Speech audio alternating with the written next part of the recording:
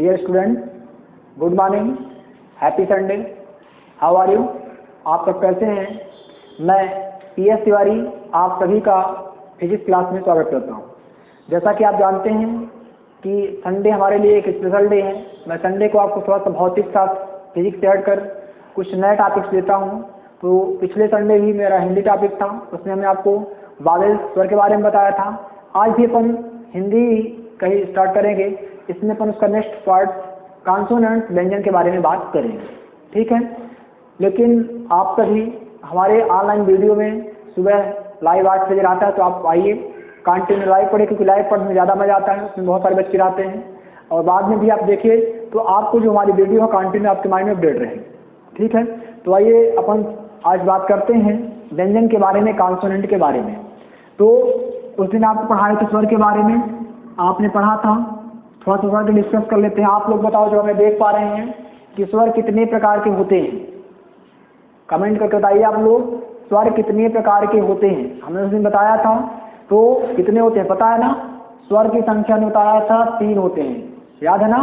ह्रस्व, दीर्घ और प्लुत। ह्रस्व की संख्या कितनी थी?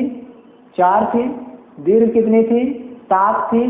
और 7 4 टोटल स्वर कितने थे? 11 थे। प्लुत स्वर बताया था कि प्लुत का मतलब होता है जब किसी का उच्चारण, मतलब जब किसी का नाम आए उसे बोलते हैं प्लुत। जैसे मैंने बोला था ओम, प्रेम, ये आपका क्या है? प्लुत। ये पिछले साल बताया भी थे कि 2019 में वर्ग 1 में केमिस्ट्री पेपर में आया था कि प्लुत में कौन सा स्वर है, ठीक है। तो इस बेसिक यहाँ से मेन ऑब्जेक्टिव तो यही निकलते हैं, बता दिया, पहले बताया था, इनको पढ़ डालिएगा। आज हम बहुत ही अच्छी शुरुआत करेंगे व्यंजन के बारे में। हमने बताया था उस दिन कि स्वर जो जब बच्चा बेबी होता है तो सबसे पहले स्वर बोलता है, स्वर के बाद वह व्यंजन में पहुंचता है ना। याद हो बताया था ना कि जैसे जो माँ होती हैं अपने आप को प्रधानता देने के लिए पहले बोलती हैं कि बेटा सबसे पहले मेरा नाम माँ लेता है, लेकिन माँ ना कहकर बेटा सबसे पहले स्वर के बारे में बोलता है। और जब माँ की बात करते हैं तो माँ क्या है? आपका व्यंजन है। माँ आता है तो माँ व्यंजन है। और बेटा जब बोलना चालू करता है तो हमने बताया था कहाँ से स्टार्ट करता है? स्वर से, क्योंकि जो हमारा कंठ होता है आपको याद होगा, मेमोराइज करिए। थोड़ा सा हम यहाँ पे बना रहे हैं, इस प्रकार से कुछ हमारे कंठ जो गला होता है, यहाँ पे आपका कंठ है। इसे हमने उस दिन बताया था, इसे क्या बोलते हैं? कंठ।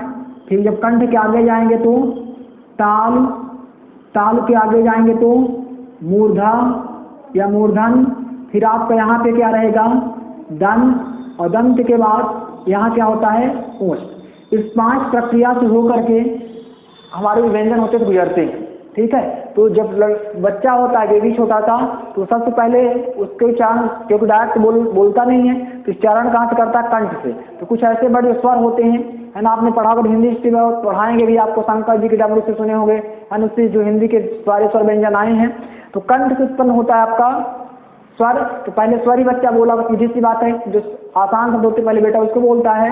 तो यहाँ कंठ से कहाँ पहुंचा है? ओष्ठ में। तो हम आज आपको एक पूरे स्टेप जो व्यंजन के बारे में बताएंगे, जो बेटा माँ बोलना सीखा है, तो स्वर तो आप पढ़ा दिए थे, इन 5 स्टेप के बारे में अपन डिस्कस करेंगे।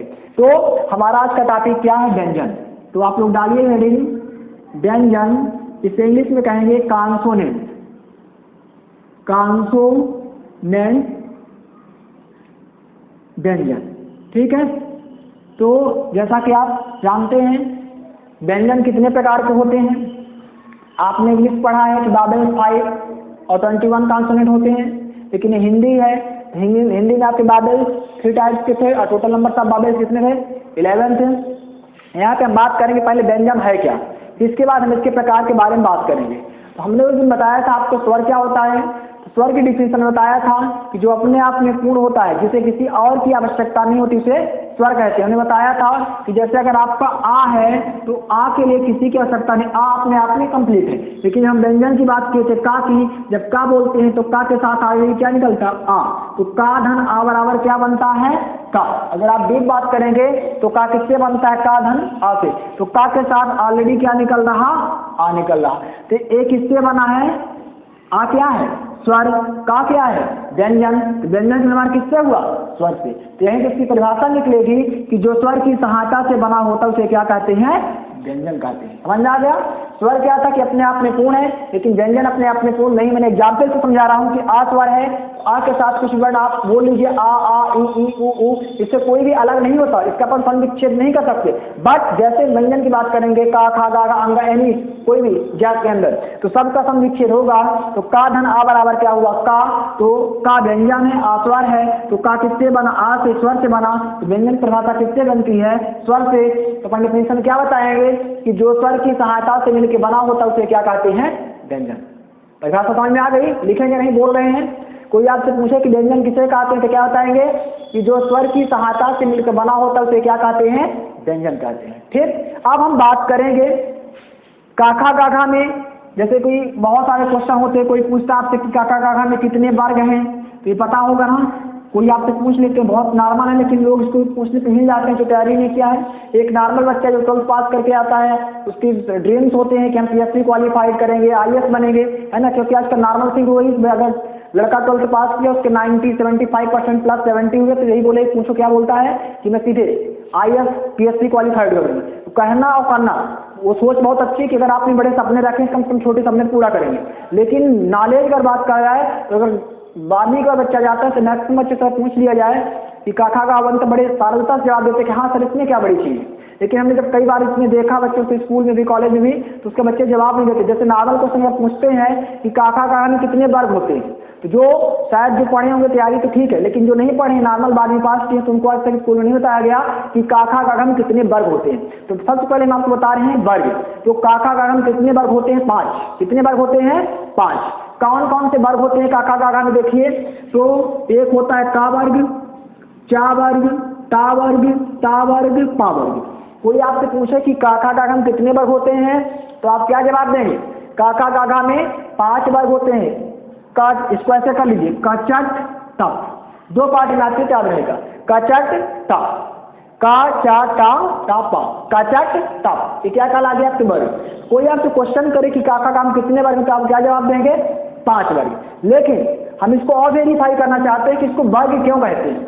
आप शायद मन में क्वेश्चन आए कि ना, लेकिन मेरे मन में क्वेश्चन खुद आता है जब मैं पढ़ता हूं कि भाई इसका नाम वर्ग रखा क्यों गया, हम किसी को और वर्ग क्यों नहीं कहे। तो देखिए वर्ग मतलब यहाँ पे है, अगर आप मैथ में वर्ग की बात करें तो मैथ में तो स्क्वायर होते हैं। तो कोई पूछा 2 का स्क्वायर, 2 का वर्ग, आपने 4 बोल दिया।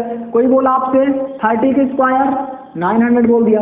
बट हिंदी में जब बात करेंगे तो वर्ग यहाँ पे बदल जाएगा। तो बच्चे बोलते सर हिंदी में वर्ग होता है, हम तो सुना नहीं, पहली बार पढ़ रहे। ठीक है, तो यहाँ पे आपको कोई परेशानी नहीं हो सकता, नहीं, मैं आपको बता रहा हूं इसका नाम वर्ग क्यों रखा गया। देखिए वर्ग रखने का कारण ये है, यहाँ हिंदी में वर्ग से तात्पर्य है कि जो अपने 5-5 के समूह में होता है, जो अपने 5-5 के समूह में होता है, 5-5 के ग्रुप में, 5 ग्रुपिंग होता है, उसे क्या कहते हैं, वर्ग। वर्ग मतलब ये है कि जो अपने 5-5 के समूह में उसे क्या कहते हैं, वर्ग। अब देखिए हमने का को वर्ग कहा, तो अगर का से आप अंग तक जाएंगे तो का, इधर इसको देखिए क्या लिखिए, का खा गा घा अंग, का खा गा घा अंग, अंगा नहीं, का खा गा घा अंग, अंग बोलते अंगा नहीं, तो अंगा शुद्ध भाषा ऐसे बोलते, ऐसे लिखा जाता है अंग, का खा गा घा अंग। तो देखिए 1 2 3 4 5, इसलिए से क्या कहा गया, वर्ग। आई होप का आंसर समझ गया। कोई पूछे कि इसको वर्ग क्यों कहते हैं, क्या बताएंगे, क्योंकि इसमें 5 हैं। काउंट करके आपको मैं प्रूफ कर बता रहा हूँ, फिजिक्स वाले देखिए बिल्कुल प्रूफ करते हैं, नो प्रूफ नो सर्टिफाइड। ठीक है, तो वर्ग 5 है। कैसे, कोई पूछे वर्ग कैसे बताएंगे, क्यों, क्योंकि वर्ग मतलब होता है कि जो 5-5 के समूह हो तो उसे क्या कहते हैं, वर्ग। इसीलिए इसका नाम कचट टप, का से देखिए अंग तक जाएंगे, का खा गा घा अंग, अंगा नहीं, क्योंकि इंडिया का कल्चर है कि लोग काका गा पढ़े जाते हैं, 12वीं पास हो जाते हैं, लेकिन सही तरीके से काका गा नहीं बनता क्योंकि बच्चे का इंटरेस्ट नहीं होता है। फिर ऐसे अगर खा की बात करें, चा की बात करेंगे, देखिए इसमें भी आप 5 पाएंगे, चा छा जा झा ई। फिर ऐसे आप ता में जाइए, इसको रेजी कर देते हैं, ता में जाइए, इसमें क्या हो जाएगा, टा था डा ढा आड़ा। थोड़ा सा डिफिकल्ट है क्योंकि अब आदमी नहीं पढ़कर भूल जाता है, ठीक है ना। टा था डा ढा आड़ा। फिर ता में जाइए, ता था दा धा ना। फिर पा में जाइए, पा फा बा पा फा बा भा मा। चेक करते रहेंगे, गलत तो नहीं कहीं। पा फा बा भा मा। देखिए सभी में अगर आप देखेंगे 5 5 है। 1 2 3 4 5 पहला वर्ग। 1 2 3 4 5 5 5 5। तो जो वर्ग की संख्या कितनी हुई? 5। ठीक है, अगर आप आगे लिखेंगे तो या रा ला वा। अब देखिए पहाड़ा के लेक्चर डिटेल से देखे होंगे या देखिएगा तो इसमें 4 ही रहता है, या रा ला वा। अब आप जबरदस्ती यहाँ पे 7 लिख दें तो अलग बात है, लेकिन पहाड़ी में अगर सिस्टमैटिक देखेंगे तो ऐसे रहेगा या रा ला वा। फिर नीचे क्या रहता है देखिए, सा सा सा हाँ, ऐसे रहता है ना। फिर नीचे देखिए छात त्रास, या बुक कुछ में ऐसे लिख देता है इस प्रकार से छात त्रास, फिर बीच में नीचे जा, ऐसे होता है। या आप इसको छात्रक जारी कर सकते हैं। तो देखिए यहाँ पे जो है यहाँ से 5 का वर्ग नहीं है, क्या नहीं है, इसीलिए जो 5 5 के समूह में तो उसका नाम क्या रखा गया? वर्ग। समझ में आया? कोई आपसे पूछे कि काका काका में कितने वर्ग होते हैं तो आप क्या बताएंगे? काका काका में 5 वर्ग होते हैं। कौन कौन से? का चा टा ता बै। आप पार्ट मैथ कर लीजिए, हमने बताया कि इसको 2 पार्ट में डिवाइड करिए। यहां तक कर लीजिए तो क्या बन जाएगा? कचट। और यहां कर दीजिए 2 स्टेप में तो तप, कचट तप। कितने वर्ग हैं? 5। नाम बताओ कचट तप। का वर्ग, चा वर्ग, टा वर्ग, ता वर्ग और पा वर्ग। तो ये हो गई काका का हम वर्गों की संख्या। ठीक, अब हम बात करेंगे व्यंजन के प्रकार के बारे में। तो आइए अपन डिस्कस करते हैं व्यंजन कितने प्रकार के होते हैं।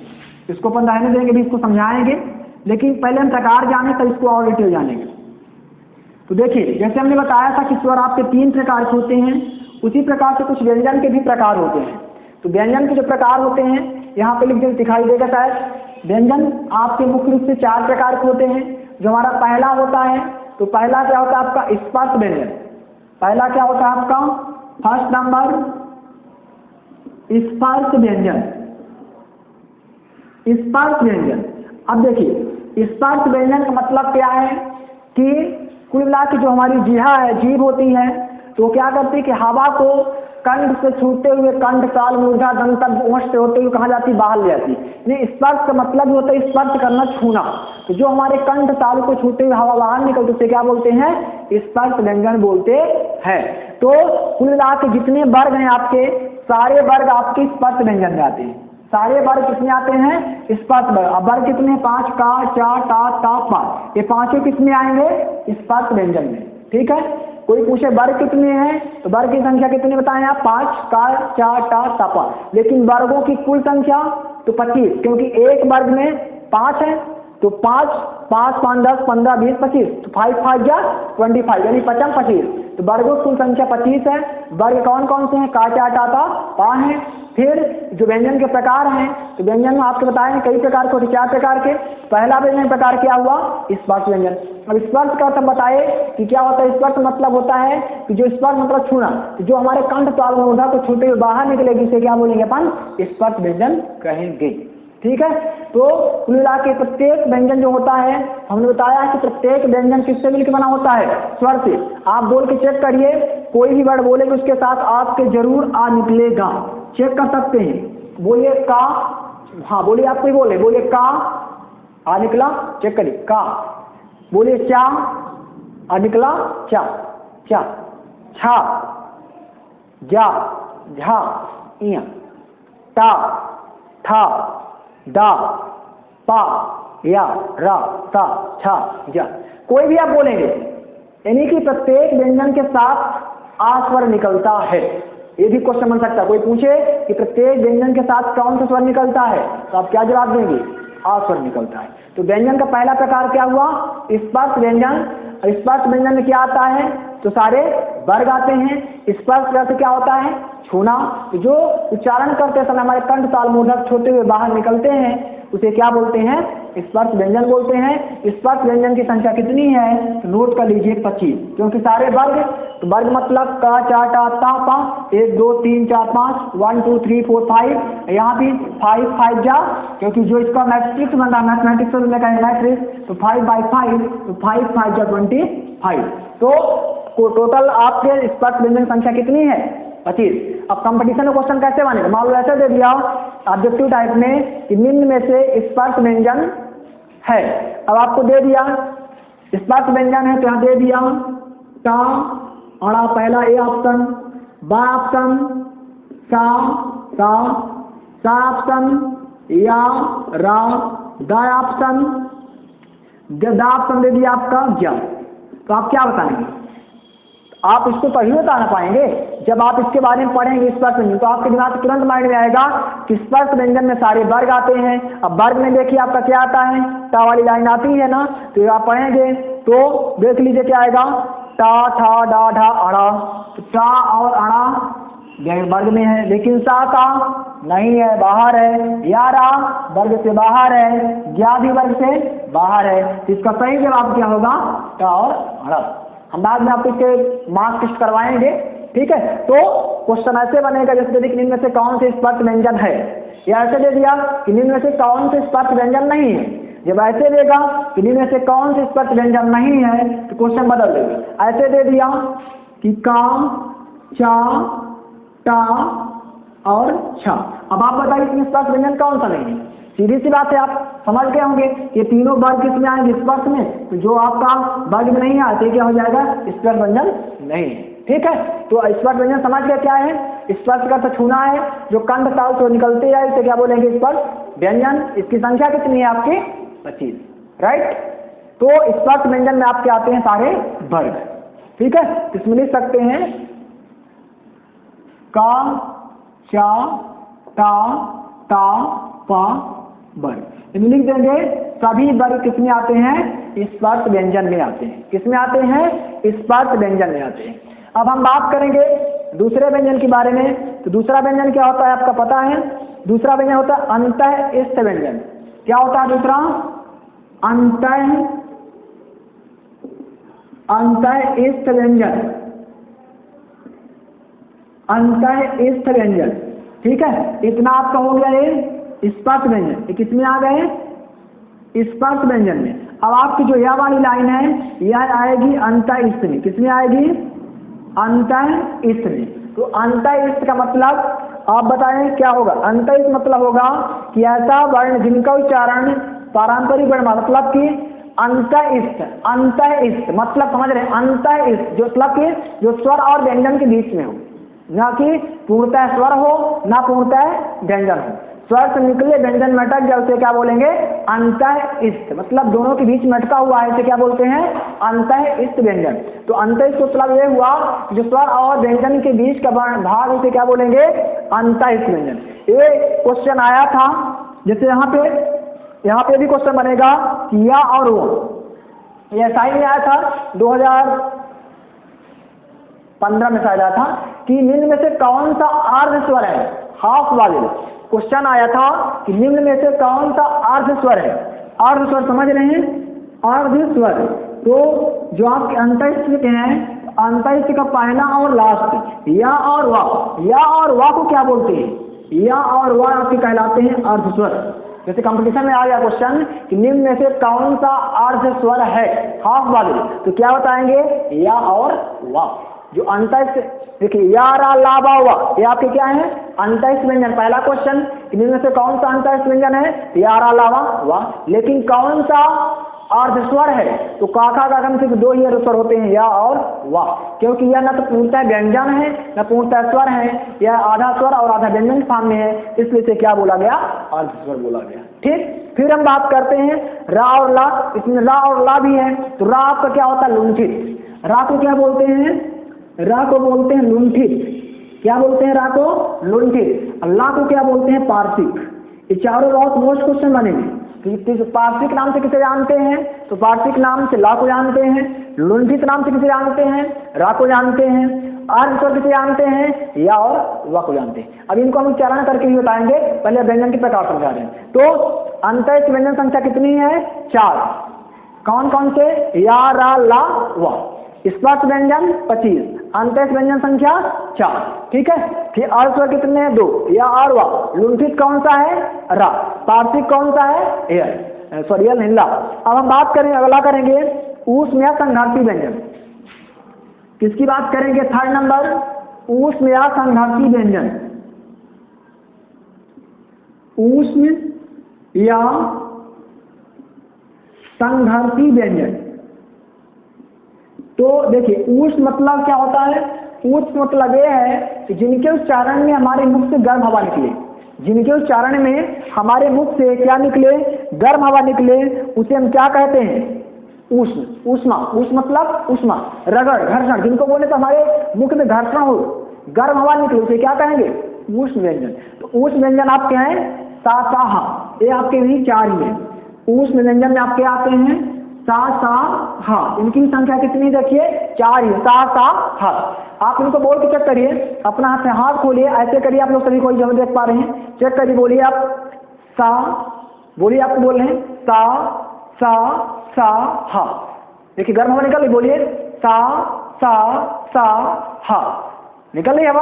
अगर आपको डाउट हो तो आप का बोलिए, का बोलिए, का, नहीं निकलेगी हवा, का, खा, गा, घा, अंगा, क्योंकि का को उच्चारण कंठ से हो रहा, जब का बोलते हैं तो कहां जोड़ देते हैं, कंठ में, का, खा, गा, घा, अंगा, कंठ चल रहा ना।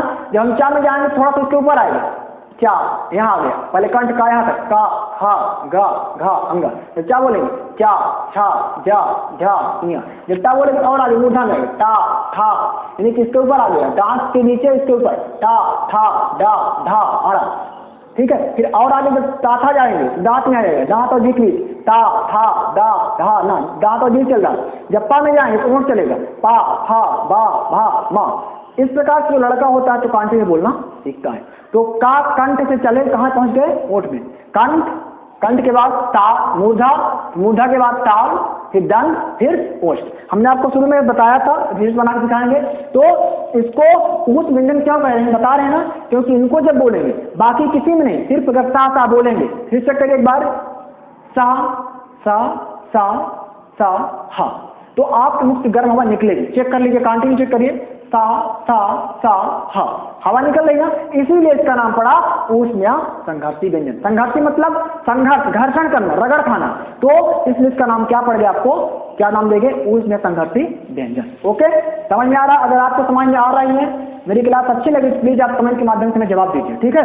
तो ऊष्म मतलब जिसके उच्चारण में से गर्म हवा निकले उसे क्या बोलते हैं, ऊष्म व्यंजन। इनकी संख्या कितनी है, 4, या सॉरी सा सा सा हा, तो इनकी संख्या कितनी है, 4, ठीक। 25 4 29 4 33, और मुख्य व्यंजन की संख्या भी 33 है। स्वर कितने थे आपके, 11, व्यंजन कितने हुए, 33, 33 से 11 44, लेकिन हिंदी वर्णमाला में टोटल 52 है, इसको भी हम बाद में बताएंगे। अब आगे भी व्यंजन है, चौथा व्यंजन, लेकिन वह मुख्य व्यंजन में शामिल नहीं। व्यंजन तो कहेंगे लेकिन मूल, जैसे मूल स्वर कितने थे, 11, मूल व्यंजन कितने हैं, 33। अभी आप जैसे बोलेंगे सर आपने छत्रक जा को क्या छोड़ दिया, तो हम उसके बारे में भी बता रहे हैं कि उसको हमने क्या छोड़ा है। देखिए अगला आपका चौथा नंबर डालेंगे, तो चौथा नंबर आपका है संयुक्त व्यंजन। क्या है आपका, संयुक्त, संयुक्त व्यंजन, मतलब इसे बोलेंगे ज्वाइंट कॉन्सोनेंट, संयुक्त व्यंजन। नाम से स्पष्ट देखिए, आज का कल्चर भी है कि लोग पहले लोग जानते हैं, संयुक्त, आज के सब तरह जानते होंगे। संयुक्त मतलब होता है मिलजुल कर रहना।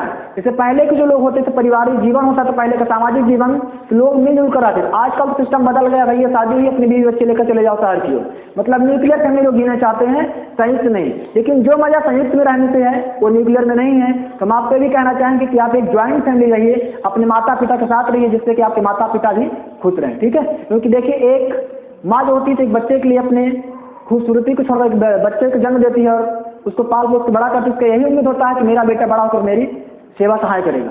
लेकिन वही बच्चा जैसे ही एक अपनी वाइफ को पाता, वाइफ को पाने पर हो सकता है कि अपने माता पिता को धीरे धीरे से दूरियां, डिस्टेंस बनाने लगता है। मैंने इसको फिजिक्स में बताया था, जहां पे आकर्षण और प्रतिकर्षण पढ़ाया था, अगर याद होगा कि आकर्षण प्रतिकर्षण को जो समझाए थे तो बताया था ना कि आकर्षण देखिए जब बच्चे छोटे होते तो माता पिता के लिए क्या होते, सारे बच्चे आकर्षण, चारों बच्चे दौड़ के चपक जाते हैं, माँ से बोलती मेरी माँ है। लेकिन जब वही बच्चे बड़े होते हैं और माता पिता जब वृद्धावस्था में आते हैं और जब उनकी सेवा कर सकता, तो बच्चे जब वाइफ आ जाती है तो बोलते नहीं माँ तुमको ज्यादा मानती है, और इसी कारण बच्चों में क्या होता है, प्रतिकर्षण होता है, और यही करते करते हो सकता है माता पिता गुजर जाते हैं। तो वहां पे हमने आपको आकर्षण और प्रतिकर्षण बताया था। एक एग्जाम दिला दिया तो बहुत बेहतरीन, गुरुत्वाकर्षण बल और नाभिकीय बल के बारे में कि जब हम सो रहे होते हैं, बताया था गुरुत्वाकर्षण मतलब सबसे कमजोर बल है। तो माँ जब हमें जगाती है तो हम लोग इस पर नहीं सोचते थे कि पता है कि माँ का जो फोर्स है ग्रेविटेशनल फोर्स है कमजोर बल है, लेकिन जब पिता जगाते तो आपको पता है कि इनका फोर्स भारी है, नाभिकीय बल है। तो जैसे पिता जगाते हैं तो बेटा क्या होता है, बिस्तर छोड़कर 9 2 11 हो जाता है। मैंने 2 आपको लॉजिक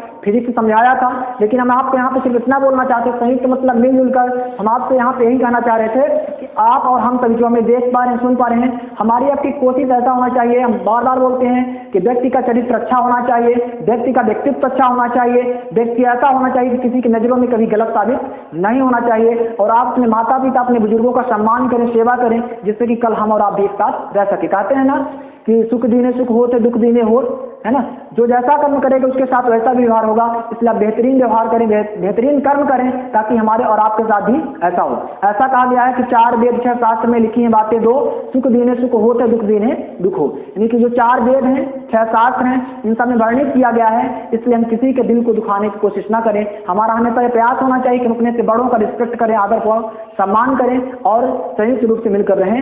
जो जीने में मजा संयुक्त फैमिली में है वह अकेले नहीं, मेरा मानना है, बाकी आप लोग जो जाने। ठीक है, चलिए हम बात करते हैं संयुक्त व्यंजन के बारे में। ये मेरे आपके लिए 2 लाइन मोटिवेशनल थी। संयुक्त मतलब क्या होता है बताया आपसे, मिलजुल कर रहना। संयुक्त मतलब क्या होता है, मिलजुल कर रहना। तो मिलजुल कर रहना मतलब यहाँ पे 2 व्यंजन एक साथ मिलकर रहेंगे। तो ये तो समझ गए हो कि जो बचे हैं लास्ट के 3, यानी कि छात्रक जाम जो आपके लास्ट के 3 बचे हैं, एक इसमें आ जाएंगे संयुक्त व्यंजन में, एक इसमें आएंगे संयुक्त व्यंजन। यानी कोई पूछे कि संयुक्त व्यंजन की संख्या कितनी है तो क्या बताएंगे आप, 4। अब कहेंगे सर 3 लिखा 4 कैसे बोल दिए। तो एक श्रमिक वाला स्रा भी होता है, अगर आपने बात किया होगा श्रमिक वाला स्रा, तो छात्र जाम और श्रमिक वाला स्रा, इस प्रकार से कुछ लिखा होता है श्रमिक वाला स्रा। ये भी आपका आता है संयुक्त व्यंजन। अब देखिए इसको संयुक्त कैसे रखा गया है, तो हम आपको इसके बारे में बता रहे हैं, इसको संयुक्त क्यों रखा गया है।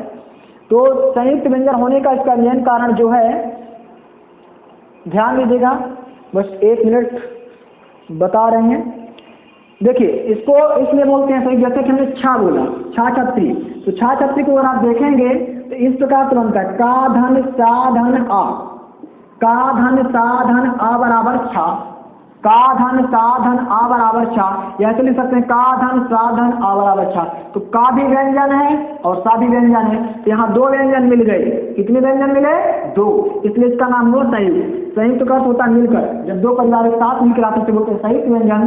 तो का धन सा, का भी व्यंजन सा भी व्यंजन, जब 2 व्यंजन एक साथ मिले उसके क्या नाम देंगे, संयुक्त व्यंजन। इसी प्रकार से हम लिखेंगे त्रा, तो त्रा भी ऐसे हो जाएगा, ता धन रा धन आ बराबर त्रा, ता धन रा धन आ बराबर त्रा। ऐसे जब जानी बोलेंगे तो जा धन इया, कुछ लोग अइया बोलते हैं, जा धन इया धन आ बराबर जाम। और जब श्रमिक बोलेंगे तो भी इस प्रकार हो जाएगा, सा धन तृतीय वाला सा धन रा धन आ, सा धन रा धन आ बराबर सा।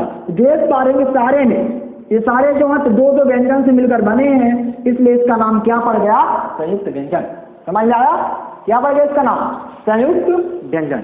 तो संयुक्त व्यंजन की संख्या कितनी है, 4। अगर इसको भी जोड़ देंगे तो 33 4 कितना हो जाएगा, 37 हुआ, और 37 से 11 जोड़ दीजिए तो 44 4 48। अभी भी 4 कट रहे हैं, इसको हम बाद में बताएंगे। अभी कितना हुआ, 48। अब बोलते हैं 52, उसको बाद में बताएंगे। ठीक है, अब हम बात करते हैं उच्चारण के हिसाब से कि किनको हम कैसे नाम देते हैं। तो इधर तो स्पेस नहीं है, हम इधर समझाते हैं। तो चलिए देखते हैं किनका उच्चारण कंठ से हुआ, किनका ताल से हुआ।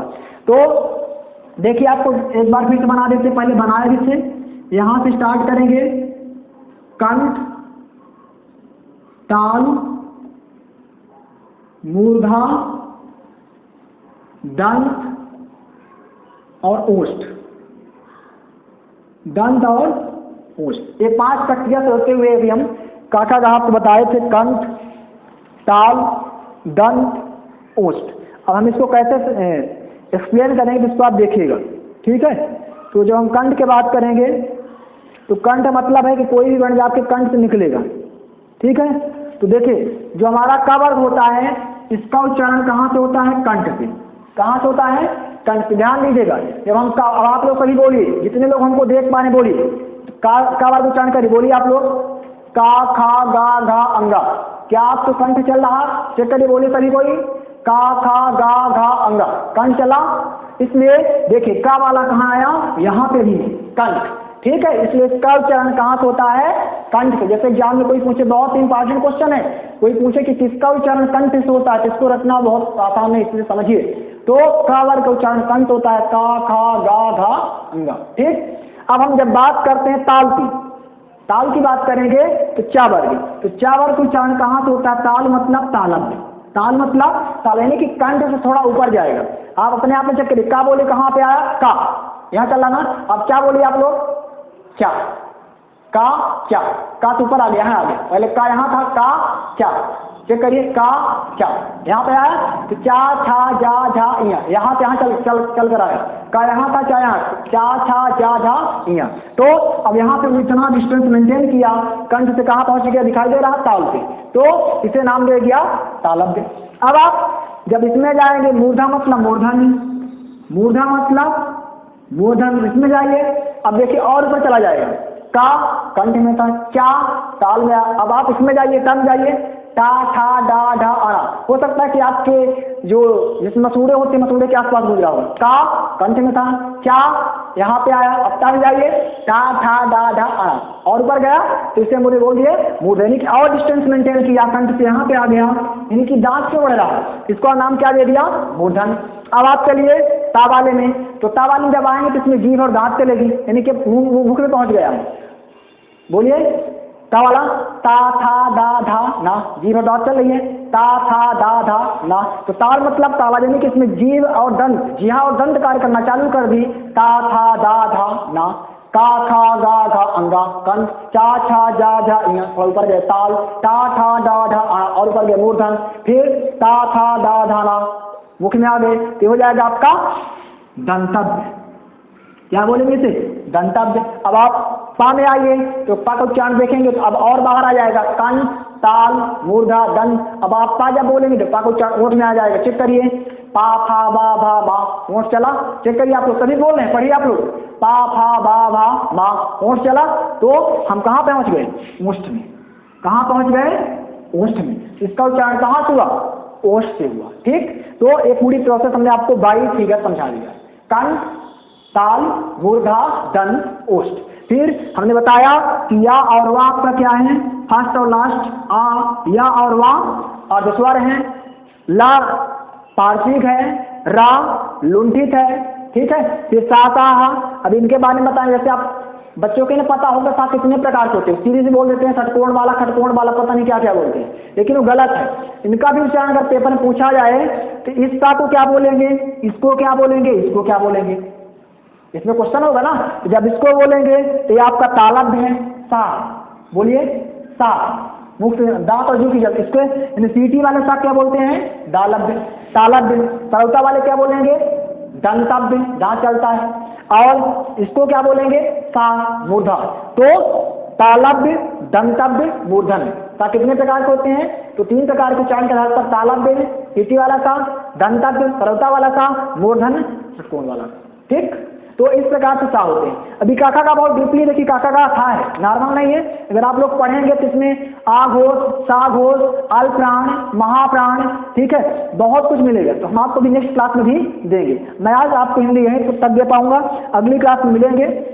अगर आपको इसमें कुछ डाउट हो तो आप कमेंट के माध्यम से करें। अगर आप हमारे पढ़ाने में खुश हैं तो भी कमेंट करके बताएं कि हाँ हमको हिंदी अच्छी लग रही है, ठीक है। हमने भी बोला था कि जो हमसे पढ़ना चाहते हैं तो विथ नेम लिख के बताया करें हाँ पर हमको हिंदी पढ़ना है, और अपना पैटर्न शेड्यूल दें कि आफ्टर 3 डे या ओनली वीक में संडे, जैसा आपका सुझाव हो अपना सुझाव दीजिए। हमारी एक ही कोशिश है, सब पढ़ें सब बढ़ें, और बीच में हमने बता ही दिया है कि अपने चरित्र का निर्माण बेहतरीन करो ताकि सब अपने आप में अच्छा समझे, है ना। एक बार रिपीट करें, शुरू में दुआ बोले थे कि 4 वेद 6 शास्त्र में लिखी हैं बातें 2, दुख देने दुख होते, सुख देने सुख हो। जो जिसके साथ जैसा करे उसके साथ वैसा ही होगा।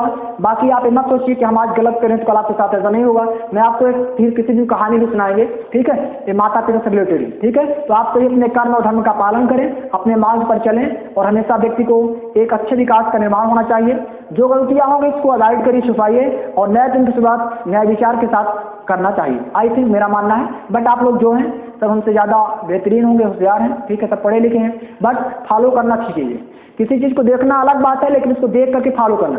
रामायण सब देखते हैं, है ना। तो रामायण देखते हैं लेकिन फॉलो नहीं करते हैं। अगर उसमें आप देखा है रामायण को भाई डीपली देखें तो इसमें अच्छा से आपके लाइफ के जीने को बताया गया है कि कैसे भी परिस्थिति हो व्यक्ति को कभी भी परेशान नहीं। देखिए भगवान राम जो साक्षात त्रिलोकी भगवान राम स्वयं अपने पिता की बातों को मानते हुए 14 साल भर में बिता दिया। आप लोग तो घर में रहते हैं, छोटी सी नोक झोंक हो तो उसको डिवाइड करके अपने मन को हमेशा खुश रखिए और जो मन बुराई से छिपाइए। ठीक है, धन्यवाद। अगर आपको मेरी क्लास अच्छी लगी तो आप प्लीज कमेंट करके बताएं।